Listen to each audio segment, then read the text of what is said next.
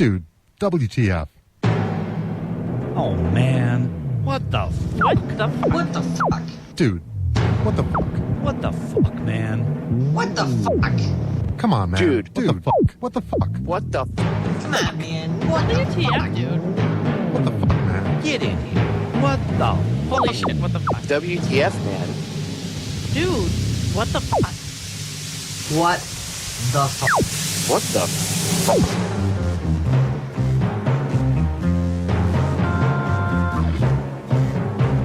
What the fuck? What the fuck? Oh my god. What the fuck?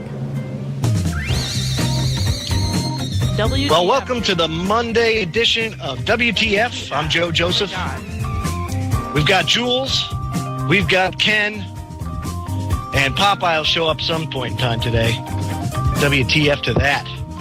Anyway, guys, how's things going? Great. That's wonderful. Great. Great for Monday. Ken, I could just feel the energy right now coming from you, Ken. This is going to be a good night. I can feel it. Speaking of WTF, I got a WTF. I got to throw it out to Matt Drudge. Matt Drudge, what the hell are you thinking, man? Newt on top? Really? Are you serious? Come on. It's the way Matt likes it, with Newt on top. Come on, Newt on top? Man, you couldn't pick somebody else like Ron Paul. I mean, hell, man, they gave him a whopping 89 seconds on this last debate. WTF to that? Oh, wait a minute. I forgot. He's the only consistent guy that did anything. And last I remember, Newt was he was a naughty boy. He's a naughty boy that got didn't he have to step down from the speakership, or he lost? I can't remember exactly what it was, but I know he was a bad boy, and he's a neocon to boot. So I have a serious problem with this. You know, Herman Cain first, now Newt Gingrich, and folks, WTF to this. Could you imagine a president with Newt as the first name? Do you remember, Joe, that he called his whole little thing back in the 90s when they broke away from the government, when they did their little government shutdown thing? He called his whole thing the Newt World Order. Oh, it's awful. It's awful. I'm sick. I'm sick to death. I can't take it. Newt Gingrich leading the poll. Wow. Probably smoking a poll is what he's really doing, along with every other freaking elitist that gets off on little boys and homosexuality. That will change very shortly. I'm just saying. Just wait a week. Just saying. What the hell did that? WTH or F or whatever you want to call it. How about WTF with the Citadel, Joe? WTF. Remember I said the other day you watch more schools are going to come out now with the whole, we had abuse at our school. Now the Citadel.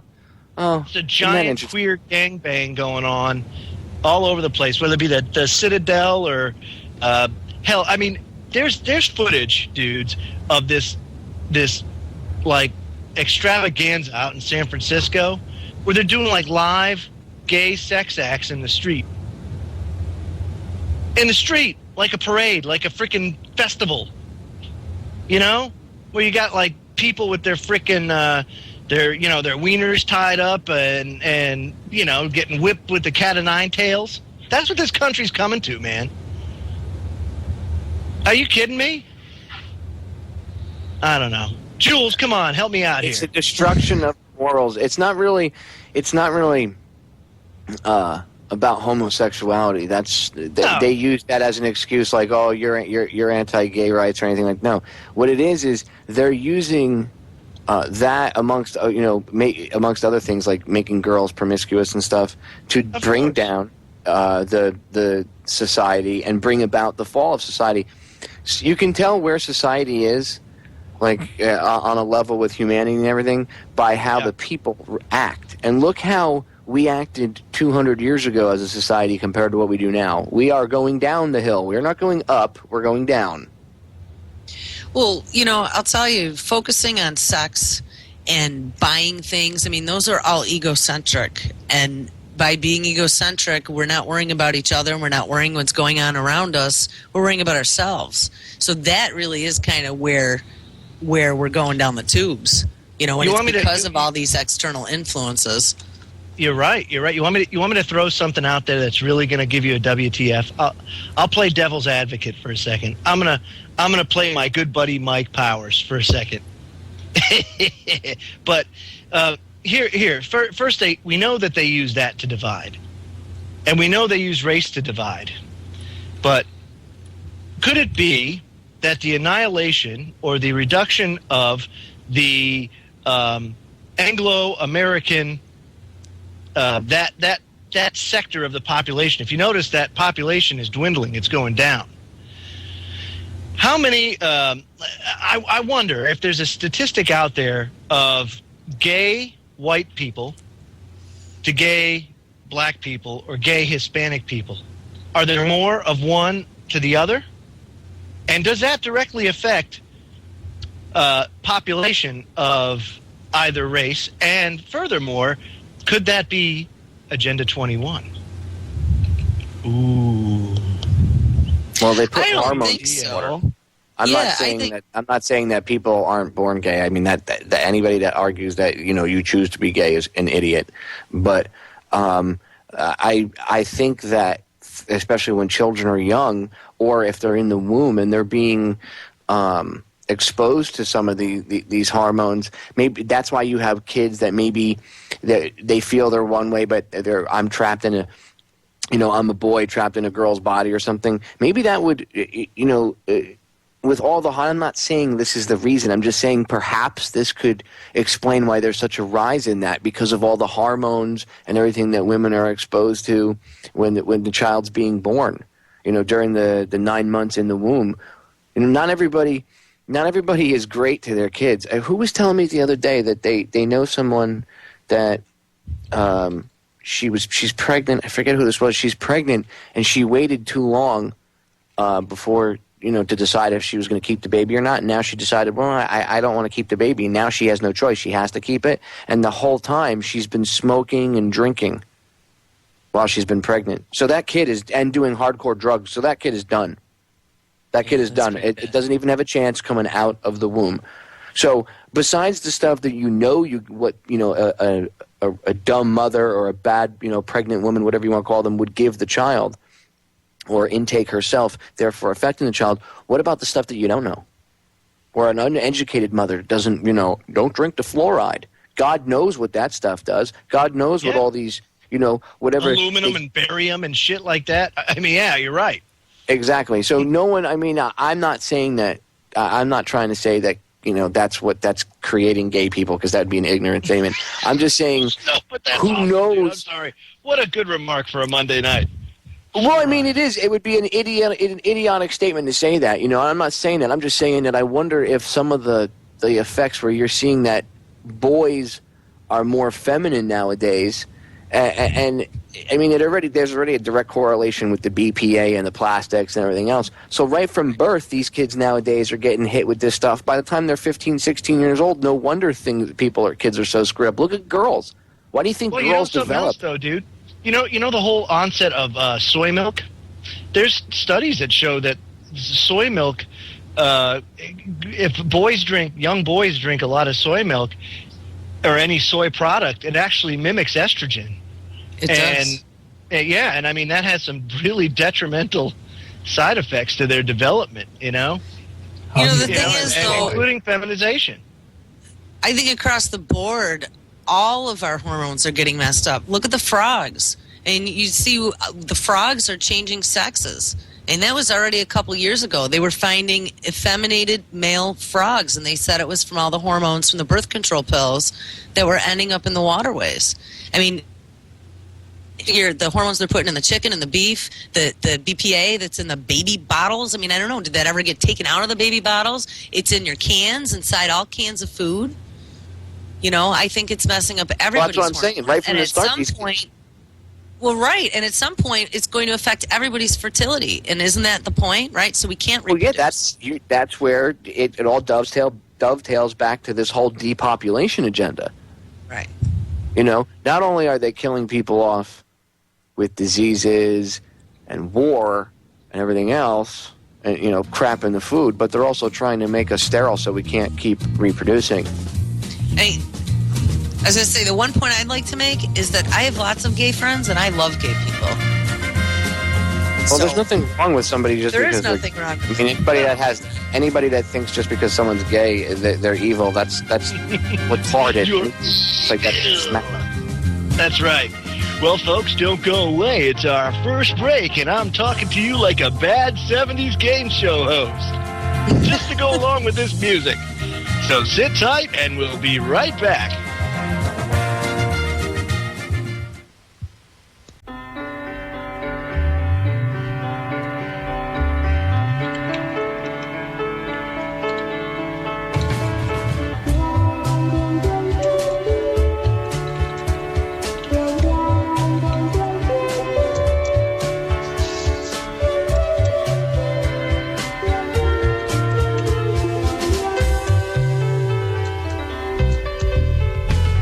Welcome back, ladies and gentlemen. You're listening to WTF here on the Orion Talk Radio Network. Okay, quick thought. Here we go. And I want an instant response to this. Jules, first song that came to mind when you heard that. Oh, it was something by Karen Carpenter. That's exactly what I thought. Two birds suddenly appear. I was like, oh my God. Bringing back flashbacks from my childhood. But I like the music. Joe got brought back to his high school prom when he got dumped. I'll tell you, man, those were the days. It brought you back, didn't it? It did, but unfortunately, that was about, 20 years before my time. I graduated in 1993. Oh, you guys are youngsters. Yeah. Jeez, puppies. I know. You graduated in graduating in 93 makes you really young, considering there's people running around with guns in the military that, you know, were born in, like, the 90s. So yeah, exactly right, dude. They were, like, born in 93. When people tell me, man, I was born in, like, you know, like 1997, I'm like, oh, my God, I was already out of high school. Shoot me. Shoot me already. 97, I couldn't remember high school. Well, I mean, Ken, you went to school in, like, the 1850s, so I don't expect you to remember it. Here we go. Okay, well, if that's the case, right? If that's the case, and Ken, you went to high school in the 1850s, then you should be able to answer some of these questions that I have. And this, folks... Oh, are you going to break out the 8th test? grade exam. The 8th grade exam? Dude, I bet you none of us could pass that thing right now. I know. I couldn't do it. I couldn't do it. But I'm gonna go. They gave that 8th grade exam to college kids, and they couldn't pass it either. Exactly. Name the parts of speech and define those that have no modifications. WTF.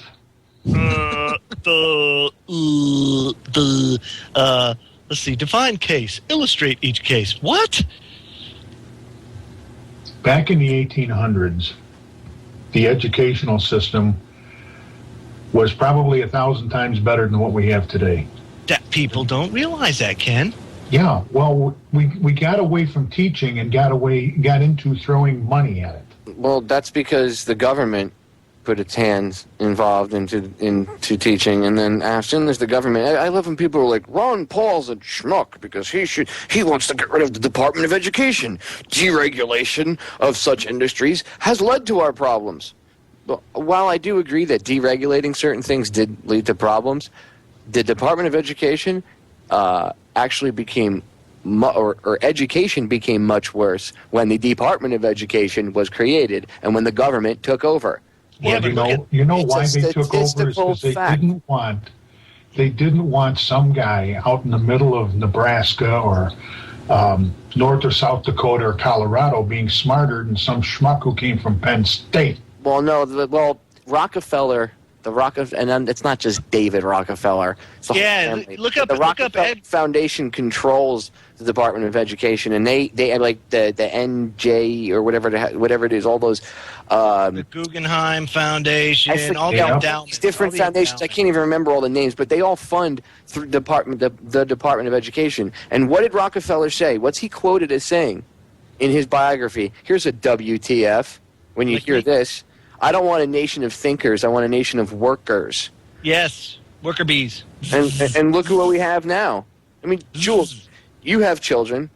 Yeah. What would you categorize the school system today as opposed to when you were a child? I mean, how different is it? I mean, you can see the juxtaposition between the two. And I'm not saying it was great when we were kids, but, I mean, just the drastic difference from then till now. What do you see with your kids? Yeah, I mean, right now, they're just teaching them to learn to the state standards. You know, learn how to take the multiple choice exam, and they're not teaching them how to think independently. I mean, at least when I was in school in the 80s, they taught us to think outside the box, you know, read this and come up with your own interpretation, and everyone had their own interpretation of, you know, I was really into literature. That's what I did. And, I mean, creative writing English classes. I mean, I don't even know if they do that anymore. You know, I saw an article not too long ago where there were some schools that they were looking at getting rid of teaching handwriting. They want to teach them keyboarding skills, not handwriting. And right, like cursive they're going to get rid of cursive. Yep. They're getting rid of books now too. All the books. They're putting everything on. Well, the students use iPads. It's much better for them. Yeah, and now you can also change the words that are in books electronically because it's much harder to screw with written history when it's in a book because you'd have to go erase 100 copies or 200 copies of that book. The whole thing is, if you track words back from the 1700s, take certain words and track them from the 1700s to today, and you'll find out that the words' meanings have changed as you go on. Oh, take them back to the Middle Ages. I studied Middle Age literature, and I mean, it's a whole different language, completely different language, but it's still English. That's why people don't understand the Constitution or the Bill of Rights or anything, you know, the Magna Carta, any of this stuff, is because the way it was written then compared to the way people speak today. Sure. The meanings have totally changed, and the people are idiots. I just posted That's why Judge Bork scared the hell out of him, because when he was up for Supreme Court, and they asked him, well, how would you interpret the Constitution? He says, I'll interpret it in the language it was written in. He says, well, it was written in English. He says, no, you don't understand. I will interpret it according to 1776 English, which means that the definitions have changed. That's why they got rid of Judge Bork. They didn't want this guy in there because he knew the Constitution and what it meant. I just posted and they changed the meanings of the words. I just posted an interview in the chat that Ed Griffin did with a guy by the name of Norman Dodd. Norman Dodd was like the Ken Starr of the 1950s, and his job was to investigate the endowments for corruption into how they corrupted and coerced people into rewriting the school books and everything else. And it was so bad, what they found was so bad that his assistant, who was a successful attorney at the time, went insane. She couldn't work again because she was just so sickened by what she found out in the investigation. And he died, I think, in 82. Fantastic interview. But see, they don't care about the kids' education. All they care about is how much money they can steal from the average working guy. But it's more than money. To think that it's just money and it's just about money, it's not. Well, it's money, power, and control. But it's not even about they have all the power they want, and they have all the money. Oh, they do, because they own every head of state, everything. They have all the power and money they want. It's the control that they're after, because the control for them is like a drug. That feeling of, I can make things happen. That is such a drug to these people. It's disgusting. And you have to remember, these people aren't educated like you, Ken, or me, or Joe, or Jules. They don't sit back and, look at things through the glasses of humanity and say, well, Jesus, that guy's hurt over there. I should go help him. No. Wrong. And what's even more funny, like Anti-Tyranny News in the chat room just pointed out, if they stop teaching handwriting in school, and especially cursive, Well, the original Constitution was written in cursive. Right. And they can't read that if they don't know how to write it or read it. So there's a big problem. And then once you do that, anybody can translate that, from cursive into anything they want, and they won't even know. You know what, though? I really look at cursive as like right brain versus left brain. I mean, there's some creativity there. And by getting rid of that, I mean, it's an art form. It's artistic. Right. And that kind of kills a part of expression. You're not able to be creative now when you're expressing things. And Popeye, the one thing I wanted to mention is you're absolutely right, because they're trying to create you've seen that video, right? Over 3 or 4 generations now, they've completely brainwashed us and moved us into this, society of slaves that know how to take direction. I agree. And with that, the cheesy bumper music comes in and we have to go to break.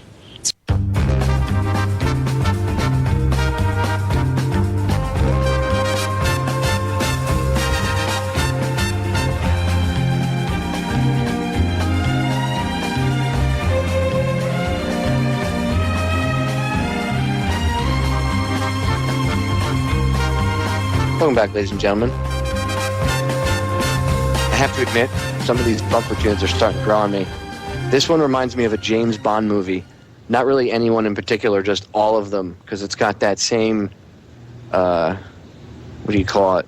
Trumpets? Yeah, trumpet, or what do they call those instruments?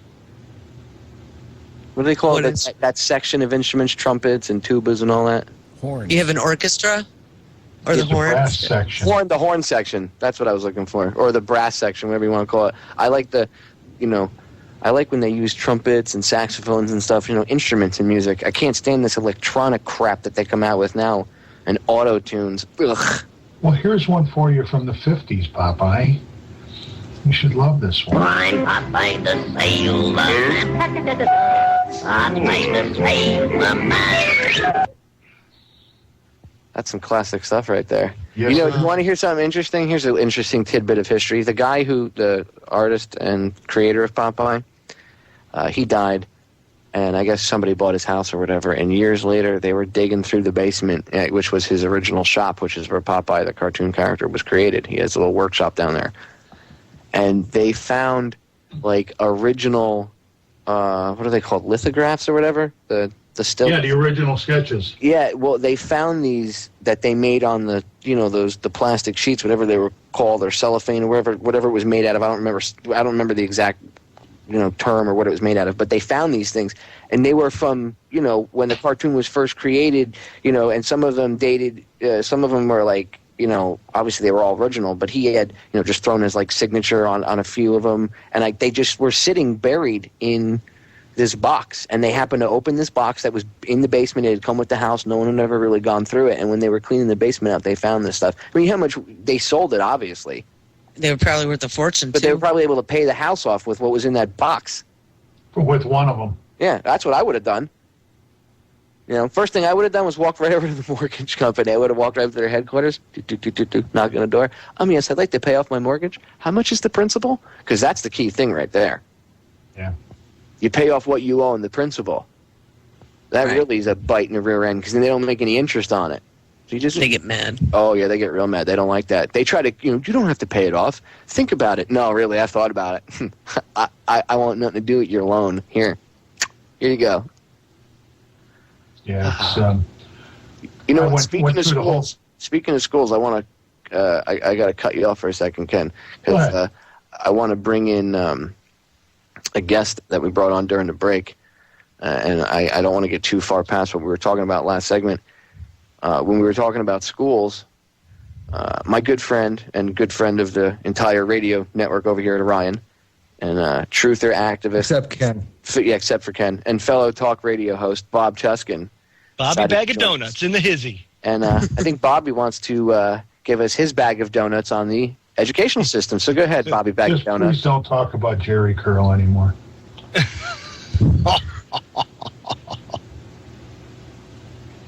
I'm a little offended that you bring that up, Ken, but I'll try to continue.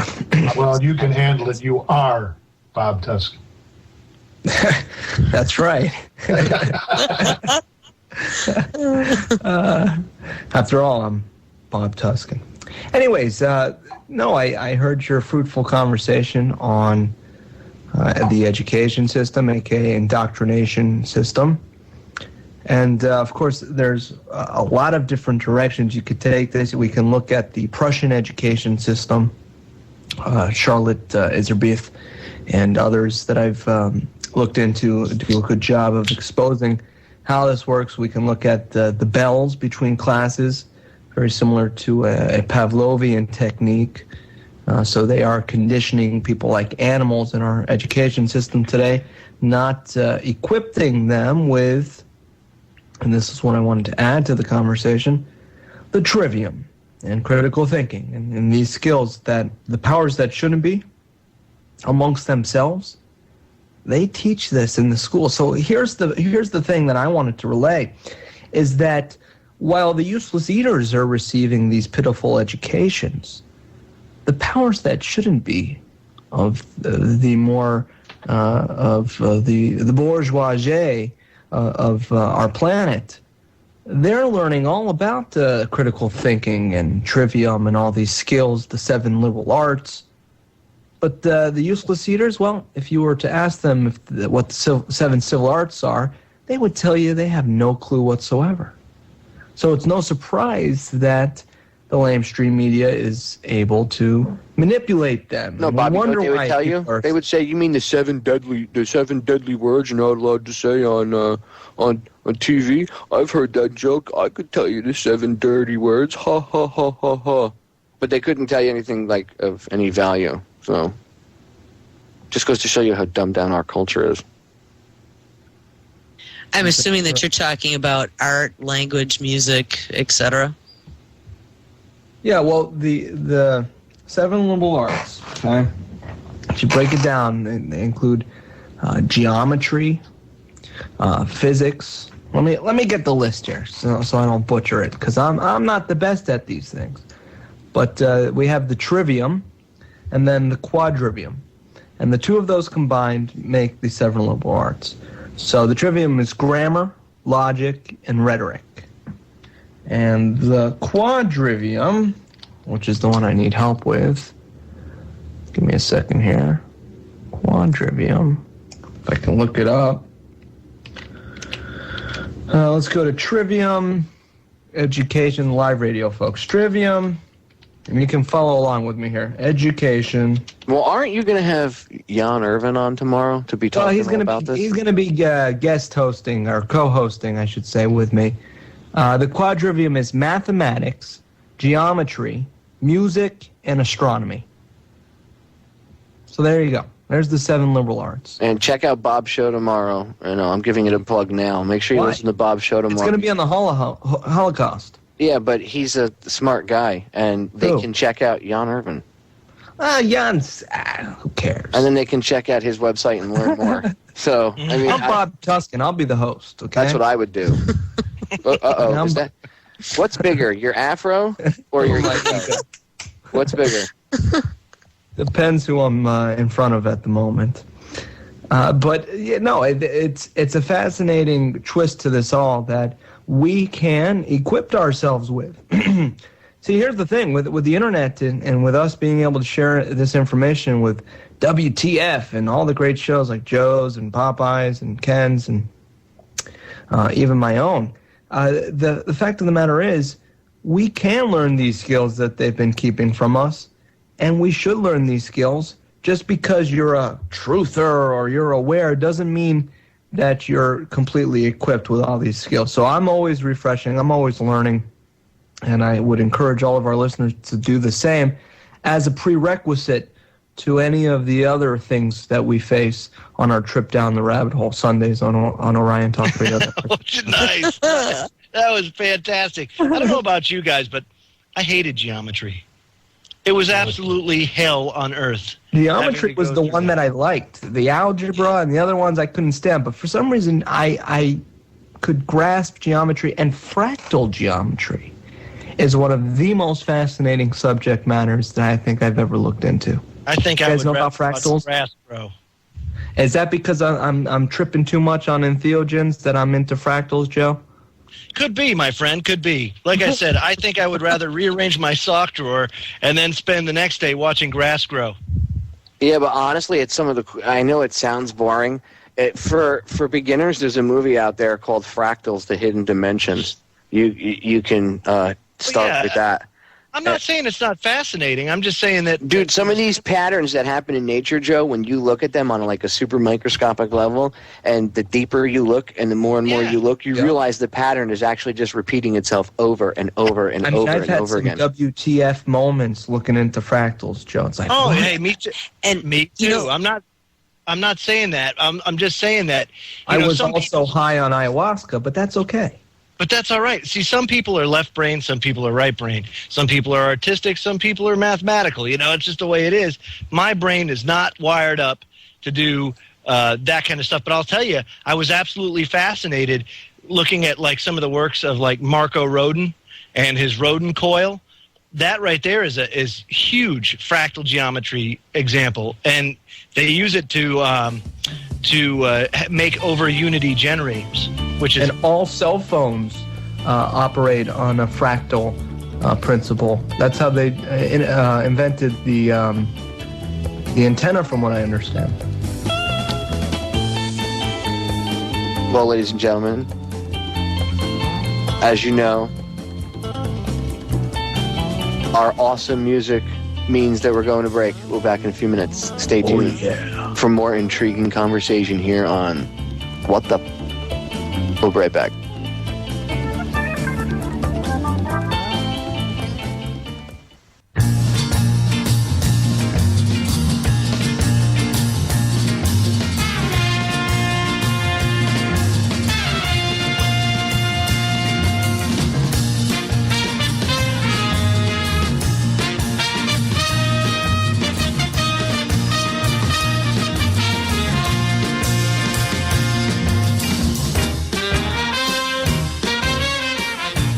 Welcome back to the 70s, ladies and gentlemen.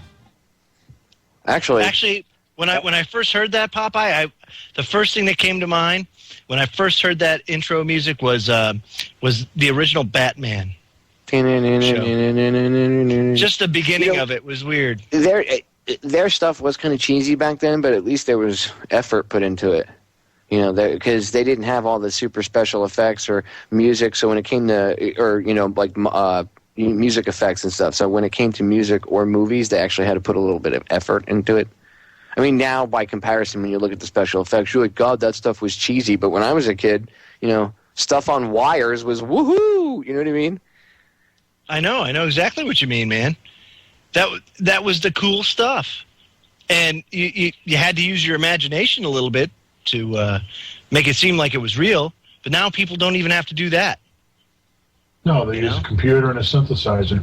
Yeah, it's how many times do you see in music, you know, the newest thing, and it's always got the same bass beat. And I forget what exactly it is, the beats per second or whatever. But they set it, you know, like a metronome. They set it to a certain beat, and then it's all these songs are set pretty much to that same beat, and then that's why they get stuck in your head and they're catchy. It's all done for a reason. I mean, there's so much more to it. I would have to do like an 18-hour show just on that topic alone to cover it. But you just go do the research, you know. And of course, I have to tell you, the only place you'll probably find the research is online, or maybe in a book that you found online, and you can order the book and read it. But, you know, the internet is a tool, ladies and gentlemen. It is not a place. It is not a physical place that... bandits run around, and they, you know, this isn't the Wild West. I mean, according to them, they call the internet the Wild West. The internet is a tool, and it is what. Well, it might be a tool, Popeye, but it's also filled with tools. So we have to understand. Well, that too. That was more. That point. This point here is more than just getting to throw that pun in. The fact of the matter is, it's a vacuum, and it sucks up all this fluff and junk and dilutes the little tokens of truth. And we have to realize that, and the powers that shouldn't be, they know this. That's why they've kept it on for so long, because it's so diluted with all the schmendricks pushing their fear porn and their distractions for those that want to continue to be apathetic, that they don't care that there's this small percentage of people whose Alexa ratings are surpassing the lamestream jerks like Chris Matthews. I mean, we're winning at the end of the day, but the powers that shouldn't be know that, well, the fact of the matter is the sheeple are going to be immersed in the BS and the minutia of it all. So it won't really bother them or it won't really affect them. Well, look what they've done with television. It's probably one of the greatest teaching tools ever invented until the internet. And they turned it into entertainment. And now you look at the internet, and what have they done? They've turned it into entertainment. Facebook, MySpace, all of the online games, everything else. They don't want people to think. Exactly. Great point, Ken. Same thing with the YouTube videos. What videos, if you go to the front page, what videos will you see? If you just go to youtube.com and go to the front page. It's all garbage, bro. They're garbage Absolute videos. garbage. Exactly. You won't see anything that anybody of any intellectual ability put forth. I mean, what was that one? Was a couple of weeks ago. 2 old people trying to work their webcam, and it got like 50 bazillion hits. Yeah, dude, it's the dumbest stuff. Yawning cute kitten, and it'll have like 18 million hits in a day and a half. Yeah, but and then you could show video of somebody committing a crime, somebody who is in office committing a crime, and you get 60 hits. Dude, you could have video footage of like Barack Obama and Joe Biden gang raping somebody, and people would be like, I could really care less. But if it's if there's a cute little kitten involved yawning, well, that's what you have to do. You have to put that in the title. Anytime you want your video to get a lot of hits, if it's about like fluoride or something, you have to title it. I swear to God, I've tested this.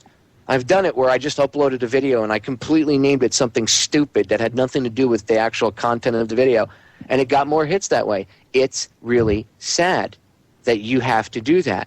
But see, that goes to show you that it's not some automated system that YouTube allows to run, and that the stuff that really does get seen or that's interesting to people gets put up there. No. Well, Charlotte Iserby is right. It's the dumbing down of America. Well, they're pushing it on them too, though, because they control what goes up on that front page now.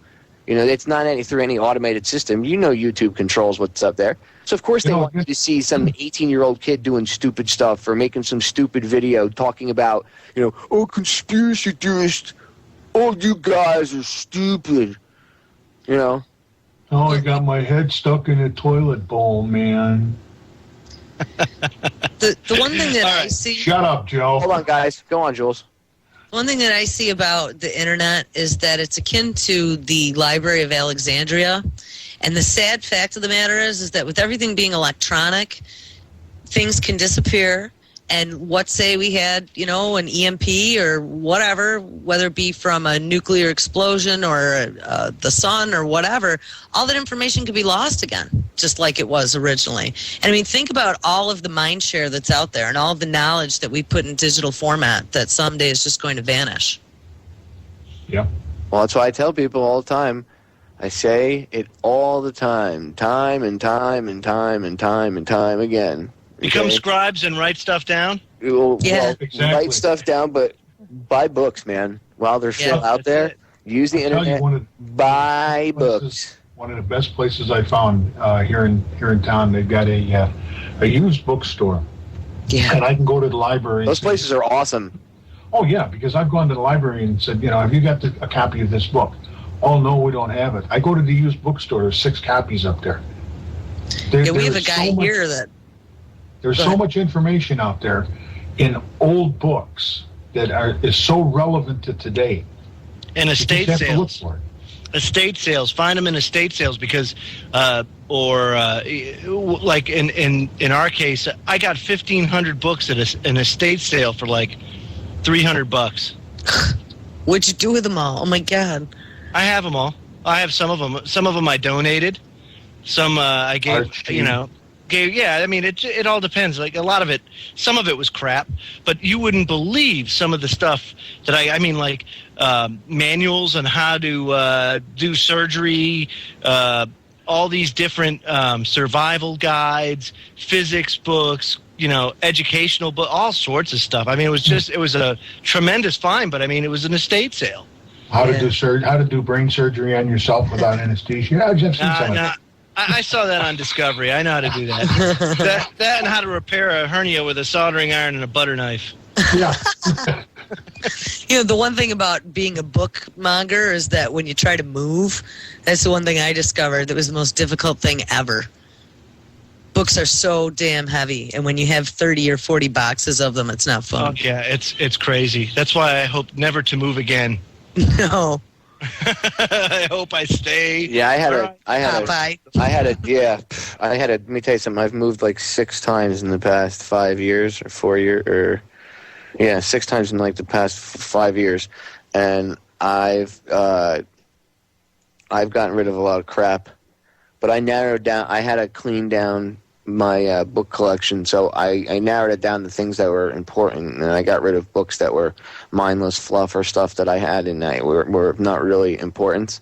So I donated. What I did was I just took that stuff down to the VA hospital and I gave it to them because they bring it upstairs to the terminal wing. So all the guys that are dying, they have nothing to do. They read, and I figured they'd want some humor. If they're dying, what do you want to do? Did you guys know the New World Order controls the world? Well, thanks for telling me. I die in 3 days. Thanks for telling me now. Well, there's no point in it. So I donated all my humor books, my joke books, my dirty joke books. I gave them all to the vets. The old guys love the dirty joke books. I would want to know. Well, you know what? You might, but some of these guys, dude, you would be arguing with them and pissing them off. I know. So it's not even. They'll figure it out when they get on the other side and they learn truth and wisdom and knowledge and wherever we go. So whatever.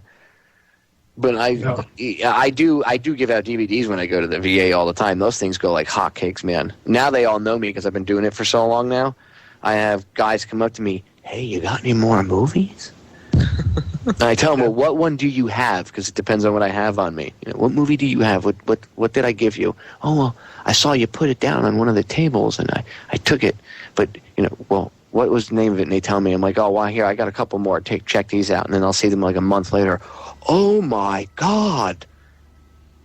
And it's important. You might think that waking up old people is not important, but wrong. It's very important because they have a lot of sway and a lot of pull with a lot of people. It's important to wake up everybody, not just a certain demographic. That's why the retirees scare the hell out of the politicians. There's so many of them, but they're so easy to be lied to. That's the big problem there. They're extremely vulnerable, and it's sad that they've been kind of boxed into a corner, but everybody has. And soon, people will have nothing to lose, and they'll be like an animal caught in a corner with nothing else to do but attack. Good. I agree. We're going to break, guys. Top of the hour break, ladies and gentlemen. We're back in a few. Stay tuned. Hour number 2. More intriguing roundtable talk here on the Orion Talk Radio Network.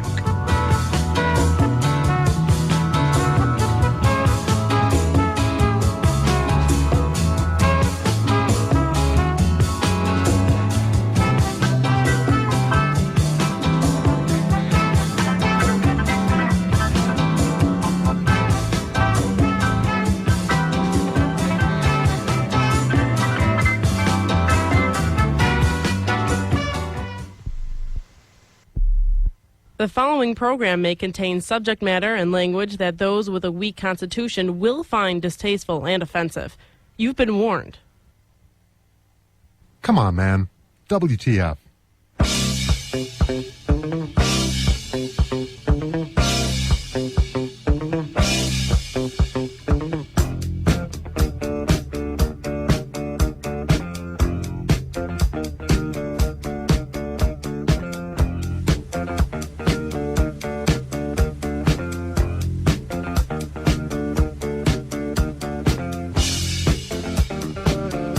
Welcome back to WTF, ladies and gentlemen. It's hour number 2.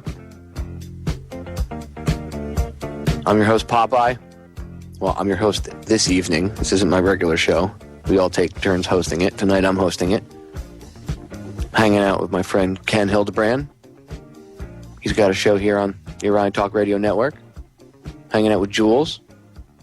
She's a co-host with Jimmy X over on Radio X.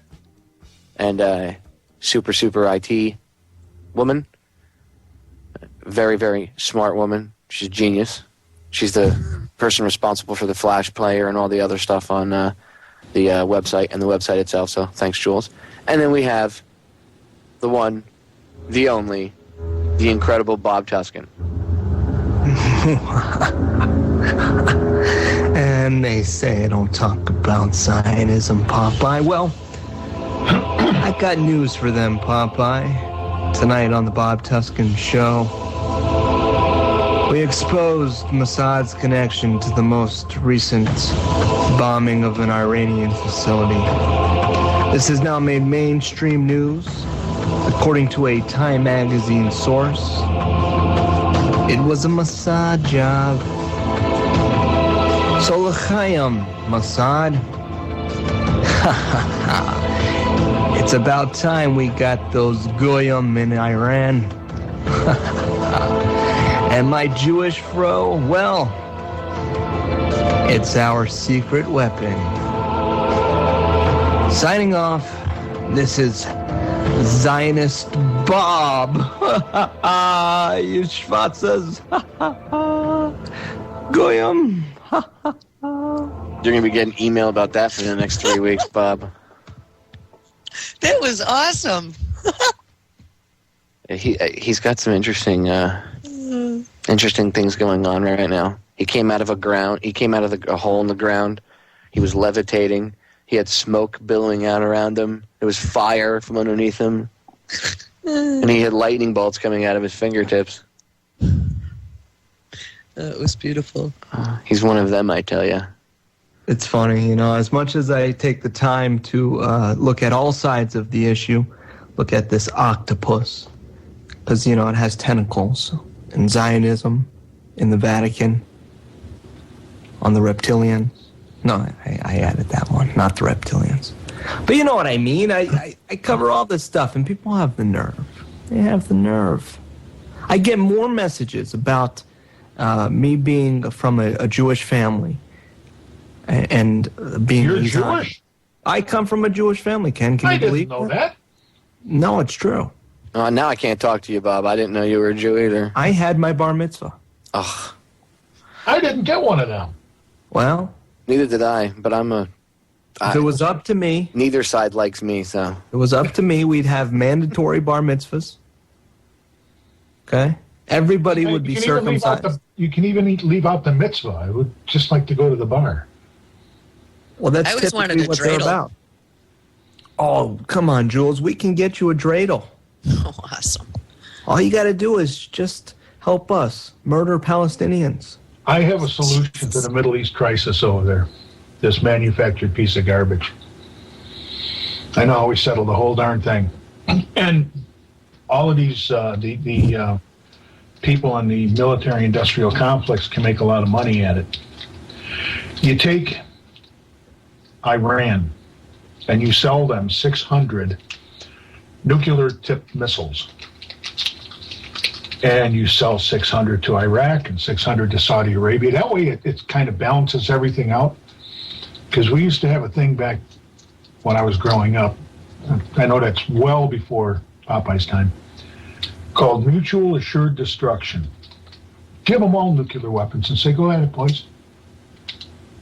So you make the money from selling the weapons to them and all the weapon systems. And then when they kill each other, don't want to take the oil. You don't have to. Why should we send troops over? Well, if they dropped enough nukes on each other, they wouldn't just kill themselves. They would kill the entire planet, and everybody already knows. They're going to kill us anyhow. What's the difference? Well, but the point is, they know that.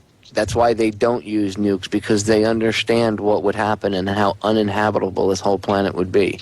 Okay, what I really worry about is all these suitcase nukes that went missing when the Soviet Union fell.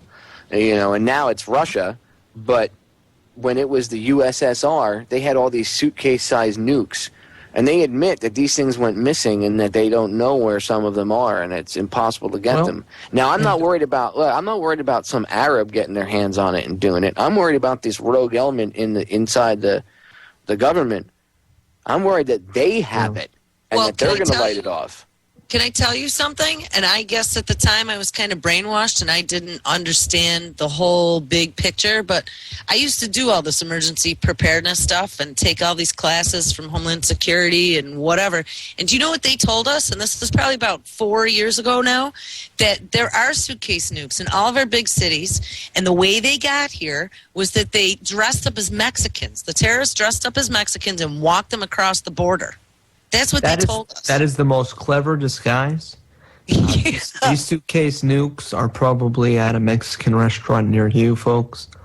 If your Mexican restaurant owner appears to be a bit Jewish, that might be a sign. The biggest threat, Jules, with when it comes to nuclear weapons, are the only countries that have dropped the nuclear weapons, which is the U.S., and its bitch, depending on which way you look at it, Israel. And, of course, Israel is the most provocative owner of nuclear weapons. They continue to test their weapons. They just came out with a new missile that could attack New York. That's how far it can take it. So they could theoretically drop a bomb on us. I mean, they attacked the USS Liberty. What makes us think that Israel wouldn't create some sort of false flag terror where they drop the nuke? Now, I don't think that that's going to necessarily happen, but I do think it's fascinating to look at. And, of course, Pakistan, the Pakis have a nuke. And that seems to be a bit of a wild card. Well, here, talking about nukes, here I want to dovetail into the next topic. Jules, you were telling me some really disturbing stuff off air tonight, and if all this stuff is accurate, like, we're really screwed. Yeah, what's going on with this nuke, the nuke plants all over the place, like, you know, having issues? What's going? You said something in Pakistan and going. Yeah, well, what's going two on? things that Bob just talked about. One, Bob, I don't know if you saw when Fukushima first happened, but there were quite a few rumors floating around about Israel and the Mossad being involved in the Fukushima disaster. Sure, there was an Israeli company that ran operations at that facility. Right, they did the security, yeah. Of course, Stuxnet, or however you pronounce that. Stuxnet. I can never pronounce it. What is it, Stuxnet? Stuxnet, yeah. Stuxnet, all right. Stuxnet was a program used which was developed by the Mossad. Yep. So there seems to be all sorts of connections to Israel with this one.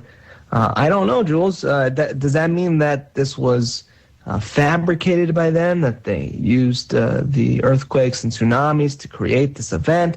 I don't know that we can necessarily say that, but there are all sorts of interesting connections here. And the fact of the matter is, regardless of whether or not the event was manufactured, we know that afterwards, they totally dropped the ball. Now, here's the question. Did they drop the ball on purpose? Do they not care that they're going to be putting cesium, plutonium, all these dangerous elements into our environment? It's pretty darn scary what's happening. Just like with and I'm going to let you take it back to some of the info you're going to share tonight about Fukushima. But another example and another parallel is the oil spill, which is still going on. Yeah, still going on, just like Fukushima, still going on. Our planet's still dying, yet we're more concerned with a football coach. So, Bob, what you're saying is if we go to a Mexican restaurant and our waiter has a yarmulke, we should be concerned? No, because not all Jews wear a yarmulke. Here's what you do. Okay. Here's the test, okay? And don't tell anybody I told you this, because this is just between us. Here's what you got to do. You have... some change on you, right? Preferably nickels and pennies, right? And you take that change and you shake it in your hand. Now, if you see their ears perk up a little bit, that's the first step, okay? No, I'm not going to continue this because I'm just going to get myself in trouble. Yeah, you're going to get a lot of emails. Ladies and gentlemen, guest hosting non-conforming live tomorrow, Bob Tuskin. I am the most self-hating dude. No, I joke, and here's the other thing you got to do. You got to get the bagels, okay? The bagels are the real... Well, hold your bag of bagels right there, Bobby Bag of Donuts, because we're going to break. Ladies and gentlemen, we will be right back.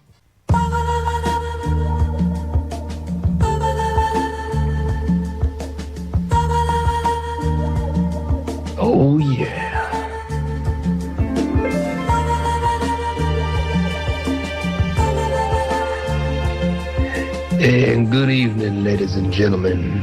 You're listening to WTF. And now, here's your lovely co-hostess, Jules, on some of the most Fukushima news on the planet. Go ahead, Jules. That was awesome. Thank you. So we were talking about the Mossad and some of the nuclear issues that are going on in the Gulf, right? And you would ask the question as to whether or not this was intentional. My personal opinion is it has to be. How can it not be? Does anyone else agree with me? I mean, how can this be going on and nobody... I mean, if you remember when Fukushima first happened and Hillary Clinton right away got with the Japanese commerce minister and they decided that the Japanese economy was so important that we would do whatever it takes to help them maintain their economy.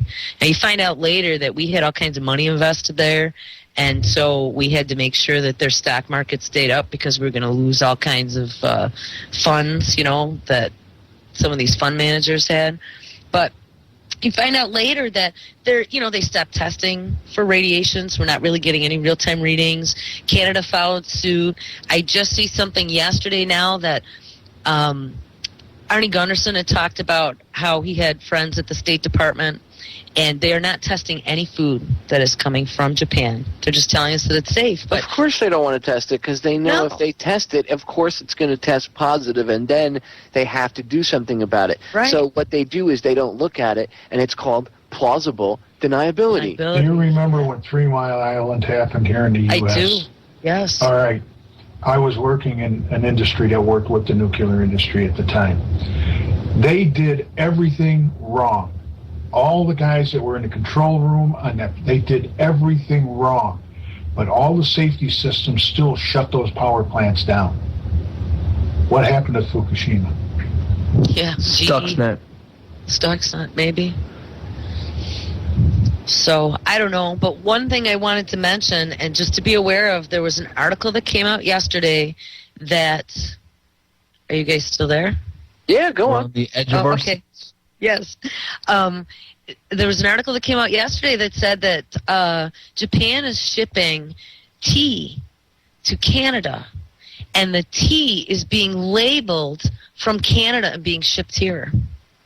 Now, I don't know if that's true. I've stopped drinking and purchasing green tea for anything that happened after March 11th since this happened. Is that the only tea? Because when you say tea, you weren't kind of specific. So is it just green tea, or is it all types of tea from Japan? I do not know. Well, it depends where the tea was grown. I mean, yeah, I mean, I wouldn't. I wouldn't get anything from Japan. But do you think it's just the tea, the green tea that's from Canada? No. Well, here's the thing: the tea plant, Popeye. I don't mean to interrupt, but the tea plant, from what I understand, is different than any other plant in that it absorbs all of the materials that may be in the soil, the nuclear particles.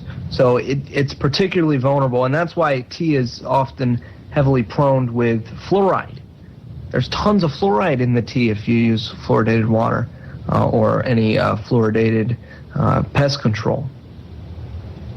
I didn't know that. Yeah, I didn't know that tea plants suck everything up, but that doesn't surprise me. I mean, most plants do suck things up and retain some stuff. So if it's if it's by nature, you know, pulling more stuff in, anything that's in that groundwater is gonna. Now, red tea. Did you see? Well, they'll just label it power tea. Well, wait. You want to see how sick these guys are? Did you see what they did with Disney World over there in Tokyo? No, what? Disney opened it up. No. Oh yeah, they've been open for business for like 2 months now, 3 months. I mean, what is it, down the street from Fukushima? It's in Tokyo. Tokyo has been getting irradiated heavy duty, and they said that there's no way it could have been. But all those animals, all those Disney employees, everything. And Disney's got to know what's going on. For somebody to say, well, Disney doesn't know, horse crap. They're one of the 6 evil companies that owns the media. Don't tell me that crap that they don't know what's going on. Well, reports coming in say that Japan is done. Well, Japan the whole country is just done. I think we're done. You know, I read something yesterday. The West Coast is done. What was that? Canada's done. I said this whole planet is going to be. Yeah, we're killing the planet. I mean, I saw something yesterday that reactors. Not killing the planet because the planet will come back. Look, the planet's been through much worse. Okay, people are not looking at this directly. We're not killing the planet. We're killing ourselves. Is what we're doing. I know. I'm losing hair. We might screw up nature a little bit and kill off some animals. Eventually, nature will replace them with other new species that'll spring up to replace that. Okay, that's the way it works. It's the way it always has. But us, we keep this up, we're going to wipe ourselves off the planet. That's You're saying something, Jules. Go ahead. Yeah, here's a theory that I have on this, Popeye. If you notice, there's a bunch of dots that have all happened since Fukushima. One is that all of a sudden our dead space program has now been rejuvenated, and there's all kinds of money being pumped in again for all these new probes, and let's go to Mars, let's go to the moon, we're going to build bases. I mean, there was a whole slew of articles about a month ago about we're sending all these ships up and we're going to start talking about building bases up there. Also, a company in Buffalo is now working on finishing the development. They're in human trials at Roswell Park for an anti-radiation medication that was financed by the Department of Defense. You also have all these companies now that are privatizing space travel. NASA's partnering up with them, how we're going to get our rockets into space.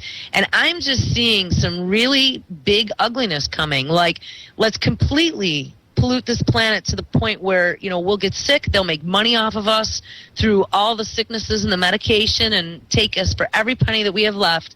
They're all working on getting onto a spacecraft and leaving us rock. That's what I think. I mean, they're not going to be able to survive in bunkers forever. So they're going to take their anti-radiation pills until they can figure out how to build bases, and that's where they're going to send their offspring. That's just a theory. That's a theory. It's funny that they, in some of the instances of table salt, they want to take that off the table. But a lot of table salt is iodized. Iodinizes, you know what I'm talking about. It's got iodine in it. And iodine pills are supposed to be one of the things you take for radiation poisoning. Only for iodine-131. Yeah, but even still. Plutonium and cesium, that's not going to help.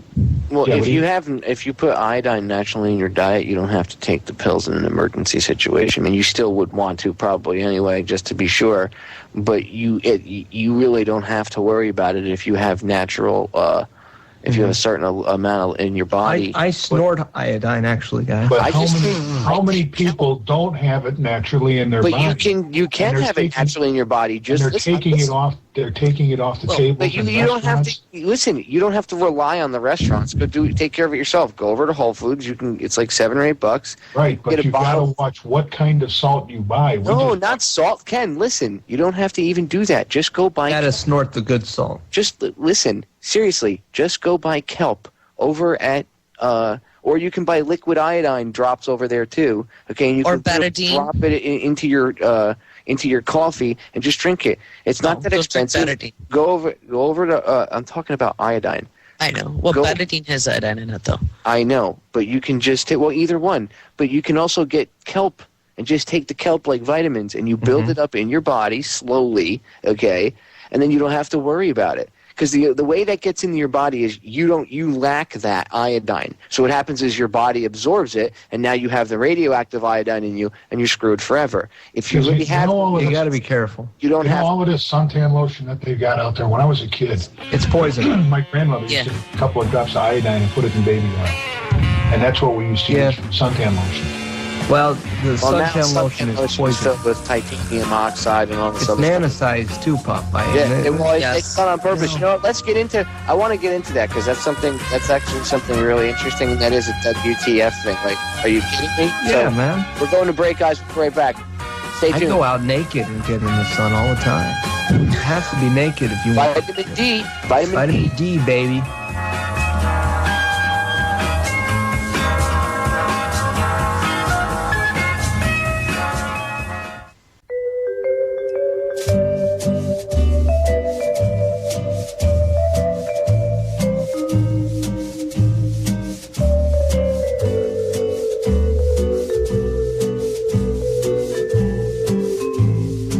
Oh gosh, guys.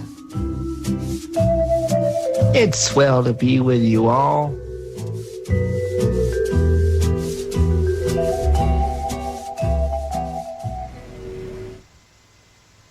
Welcome back, ladies and gentlemen. You're listening to What the... Today we're a little more serious. We are very serious. But there are serious WTF moments, so that's what happens when you have a roundtable discussion with random people. I resent that. Our table is not round. It's square. It's a square table. Well, okay, a square table. And Bob's sitting at the children's side. The only thing that is round is my afro. Well, yeah, your ego's not round. Your ego's just all-encompassing. Too big. Jules, what's going on with the Russians? They're all fried into space, and they can't even get a satellite into space. No, what's coming back down onto Earth? What do we have to look forward to raining back down onto us now? Yeah, Russia has been having a couple launch failures over the last, few months. But they launched their Mars moon mission last week, and it was, big fanfare. And what happened was, apparently the rocket boosters didn't fire once it was leaving our orbit, and now it's stuck in a degrading orbit coming back down. And they spent the last 2 days trying to get control of this thing, and now it's run out of battery power. Oh, so that's just awesome. Yeah. Wait. And it is on a death fall. How come it doesn't have enough battery power? Did they not think of this? Did they not sit back and go, well, this could happen, so let's make sure we have a backup plan? Yeah. The rabbit died and it's going to land in Miami. I mean, this is like the third falling object in 3 months. Yeah, that was huge. What's the deal with, you spend, I'm sure, probably... how many millions of dollars? A couple $100 million to build and put this thing into space, at least, right? And then now you're saying, what's NASA doing? They're going to launch a Mars probe, and in this Mars probe, I'm going to say this, but then I got something else I want to add to this. In this Mars probe, I guess we're launching one, the U.S., and it's going to have plutonium as fuel. Isn't it interesting that we're launching one, and Russia was just launching one, and theirs failed? It kind of makes you wonder if their stuff was sabotaged in any way, shape, or form. I mean, I'm not saying it was. I'm not saying there's a conspiracy out there. I'm just saying it would be. It does make for interesting thinking to look at that. Now, Jules, what's this plutonium fuel deal? What's the deal with this? You're telling me they're not going to use the solid rocket boosters? No, and stuff? They're not. What are they using now? They're using plutonium. Well, 1 second, back to the Russian one. So because the Russian rocket did not make it the distance it was supposed to, it is loaded, fully loaded with dimethylhydrazine and nitrogen tetroxide. I love that stuff. Yeah. They're dubbing it as the most dangerous, toxic falling spacecraft ever. So, and it has radioactive cobalt-65 in it, too. Oh, that's lovely. So this is coming down anywhere from November 26th, which I believe is Thanksgiving. Correct me if I'm wrong. Where? And early December. The 26th is 25th, maybe. Is it the Friday? Well, that's the 2 days, the Friday and the Saturday, right after Thanksgiving. Right. But where do they say it's going to land, or are they pulling the same crap with the satellite? We won't know until 2 hours before. Yep. That's awesome. So thanks for giving everybody some idea to maybe prevent exposure. Thank you. Well, what's scary about it is they said it was going between the latitudes of 51.4 degrees north and 51.4 degrees south, which is the world's the largest population in the world lives within that zone, and it could come down anywhere. So I think this is pretty horrifying. But then, so I see the next Could that be more evidence that this could be sabotage? That it just so happens to be coming down in the world's most populated area? Part of the New World's Order depopulation agenda? Could be. I mean, they're taking us out left and right between the radiation and now falling objects, and, falling objects that are going to be spraying toxic aerosols everywhere. But so the next day I see an article saying that NASA is launching their new Mars rover, and it's going to be fueled with plutonium. And there's only a very small, 1 in 420 chance that there'll be some sort of plutonium release during this launch. But, I mean, they're launching it in Florida, laden with plutonium. I thought we weren't ever going to do that because of the dangers. Christopher Everard did a movie called Secret Space and Secret Space 2, where he talked about the secret space programs that they have going on. But when he was talking about this whole very subject, he was explaining that a lot of these satellites have plutonium cores. And that's how they power them. And I forget what it was. We did a special around 9/11, and him and I talked about this over on Truth Frequency. But what was it? It was something like 1 pound or 2 pounds of plutonium coming into the Earth's atmosphere would kill everything on the planet. Like if it was like 2 pounds spread out throughout the entire atmosphere of the planet would kill every living thing. Yeah. And so these think things, about these satellites have like 20 or 30. Sometimes, I mean, most of the time it's like 8 or 10 pounds. Sometimes it's maybe 20 pounds, depending on how big the satellite is, even more. You know, so who knows how many pounds or how many hundreds of pounds? Because I don't know if you've ever looked at a picture of how many satellites are out there. Okay, so think about how much plutonium is just circling the Earth. It's Popeye, it's death just waiting. We've had like 6,000 plutonium rods burn up already in Japan, vaporized into the atmosphere, and a plutonium refinery, reprocessing plant for spent rods also burned up during the earthquake and tsunami. All of that is in our atmosphere already, and it only takes a few grains in your lungs for lung cancer. So, you know, we all look for when the doom is going to come, and we're watching the slow downward spiral, but sometimes when I look at this, I'm like, wow, we're preparing and we're waiting for this to happen, but I think it's already kind of happened. It's just happened in slow motion. Well, it's not good, any of it, and we need to, we really need to, like, get on top of stuff and handle business and take care of things, because this is not good. And I think we should occupy the satellite. Well, seriously, like with the disasters, the nuke disasters, and then the BP oil spill. Yeah. Even if they weren't done on purpose, the responses were done on purpose. The lack of response has been done on purpose. The lies and the cover-ups have been done on purpose. Well, if they kill all the sheeple, they can go out and cut their own damn grass. Well, they're not going to really care about that. I mean, you know, that's why they have things like the neutron bomb, Ken. They looked into things like that, so it would kill all, you know, humans in the area, but leave the infrastructure so that they don't have to worry about, you know, the roads. But who's going to fix their stuff? Who's going to cut their grass? They want to leave 500 million of us. Yeah, I know what they want to leave, but the point being is the way they screw things up, there ain't going to be 500 million. Of course. I'm not saying that their plan is foolproof and that, you know, it's going to work. But it's almost like the plot of some cheesy B movie where you have a mad scientist and he's like, I'm going to destroy the world. You know, and then things get out of control and his assistant is like, Master, look what you've done. You're going to destroy the planet. And then Superman and the Super Friends have to come in or whatever and, you know, save everything, or Flash Gordon. I mean, that's where it's going, except we don't have this superhero, but we do have the crazy, you know, psychotic mad scientists. We have Obama. Yeah, he's part of the problem. He's really part of the problem. I'll tell you what else. Jules, I got to cut you guys off because we're going to get cut off by the break. We are? Well, no, we're not. That's Bob. I think that's Bob is that playing. Bob playing? Yeah, that Well, I hear music coming up, and it's around the time for the break, and I was like, what the hell? I was going to segue into nanotech through that with mad science, because there is a lot of mad science going on between, you know, making these nanobots and, you know, injectable nanobots to go cure you. Well, and Bob was talking about that with the sunscreen too. That it's Size particles. It's manufactured. Those things are made at a specific level to get through your skin, right? Isn't that why they're so small? Yeah. So it gets into your They blood? do the same thing with the chemtrails. They nanosize the aluminum, barium. Well, that's why it looks like the spider webs in midair, and it spreads out the way it does. Yeah. Dude, honestly, you want to do a test? Okay, just put something outside. No, I don't.